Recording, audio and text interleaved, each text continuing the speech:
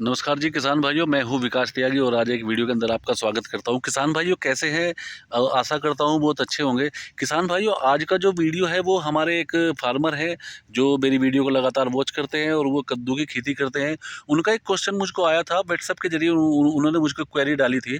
बोल रहे थे कि विकास भाई जो फल जो हमारा कद्दू है बढ़िया ग्रो कर रहा है, सब कुछ है, लेकिन जो उसका फूल आ रहा है वो फूल बहुत ज़्यादा गिर रहा है और अगर फूल किसका नहीं भी गिरा तो जैसे ही वो फल में कन्वर्ट होना चालू होता है तो वो फल भी गिर जाता है। तो सबसे बड़ी प्रॉब्लम यही आ रही है कि फल और फूल दोनों गिर रहे हैं, जिस वजह से हमारा प्रोडक्शन बिल्कुल ख़त्म सा होता जा रहा है, बिल्कुल हमें उसका मुनाफा नहीं हो पा रहा। और जब वो फल फूल गिरते हैं तो बड़ा ये होता है कि भाई ये हमारा प्रोडक्शन ही था जो बिल्कुल हमारे सामने नीचे गिर चुका और वो हमें हमें उसकी पैदावार नहीं मिली।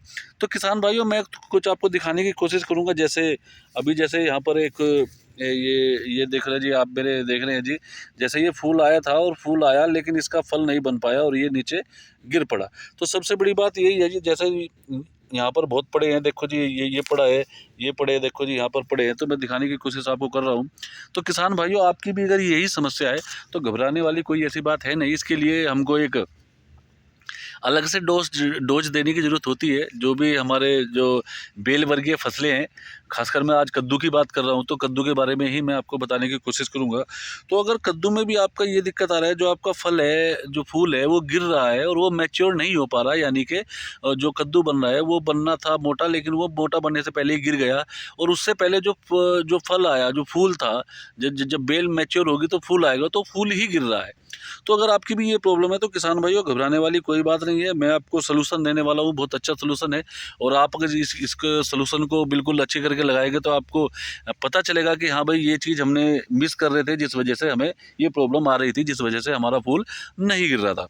तो चलिए बात करते हैं जी। आप मार्केट में आपको जाना है और मार्केट में से आपको दवाई लेकर आनी है जी। 2 दवाई लेकर आपको आनी है, 2 से 3 दवाई बताऊँगा। बड़ी फेमस दवाई है, बशर्ते कि उनकी नॉलेज सही तरीके से हो जाए, जानकारी सही तरीके से हो जाए और हम उसको खेत में लाके अप्लाई सही तरीके से कर लें, यानी कि उसका स्प्रे हम सही तरीके से कर दिया जाए तो रिजल्ट बहुत अच्छे हमको देखने को मिलते हैं। तो किसान भाइयों जो हमारी पहली दवाई है, जो मार्केट में जाएंगे तो पहली दवाई आपको लानी है जी बोरोन। एक बोरोन प्रोडक्ट आता है मार्केट में। सभी किसान भाई जो सब्जी वाले प्रोडक्ट, जो सब्जी वाले किसान भाई है जो सब्जी वाले प्रोडक्ट यूज करते हैं तो उनको पता है जी बोरोन एक दवाई आती है। तो आपको पहली दवाई बोरोन लेके आनी है। दूसरा जो आपको दवाई लानी है जी, वो है जी आपका चिलेटेड फॉर्म में कैल्शियम। एक आता है एक आता है कैल्शियम आपके जो डस्ट फॉर्म में आता है ना। एक तो वो आता है जी कैल्शियम। दूसरा एक कैल्शियम आता है जी आपका चिलेटेड फॉर्म में, यानी स्प्रे वाला। दुकानदार को जाके बोलना कि भाई स्प्रे वाला कैल्शियम चिलेटेड फॉर्म में देना है। दूसरी दवाई ये होगी और तीसरी दवाई इसके साथ में आपको कोई भी एक एमिनो एसिड्स मिला लीजिए, है ना। मेन तो जो आपकी 2 ही दवाई है, जैसे बोरोन हो गया और आपका कैल्शियम चिलेटेड फॉर्म में हो गया, यानी कि कैल्शियम स्प्रे वाला हो गया। तो ये दोनों दवाई मेन तो ये दोनों दवाई है। एमिनो एसिड तो मैं इसके साथ में इसलिए लगवा रहा हूँ क्योंकि पौधे को थोड़ी जान मिल जाएगी, जिससे वो और तेज़ी से आपके फूलों की जो गिनती है वो और ज़्यादा बढ़ जाए बेल के अंदर। तो किसान भाइयों आपको करना क्या है, दोनों दवाई मैंने आपको बताई है। अब मैं इसकी डोज कंफर्म कराता हूँ। किसान भाइयों जो बोरोन है इसको आप 15 लीटर की टंकी में 25 ग्राम डालना है। और जो कैल्शियम चिलेटेड वाला जो जो आपका कैल्शियम है, जो स्प्रे वाला कैल्शियम है, जो चिलेटेड फॉर्म में आप लेकर आए हैं, वो भी आपको 25 ml पर टंकी के हिसाब से लगाना है, यानी कि 25 ml नहीं, सॉरी 25 ग्राम में आता है वो भी। तो आपको बोरोन भी 25 ग्राम लेना है और कैल्शियम चिलेटेड फोर्ड का कैल्शियम वो भी आपको 25 ग्राम लेना है। और किसान भाइयों आपको ये दोनों आपको 15 लीटर वाली टंकी के अंदर की डोज मैंने आपको बताई है। और इसके साथ में एमिनो एसिड कोई लगा लियो, एक छोटा मोटा एमिनो एसिड लगा लियो 20 से 25 ml पर टंकी के हिसाब से। आपकी मर्जी है, लगाना चाहो लगा लेना, वरना यही दोनों काम करेंगे।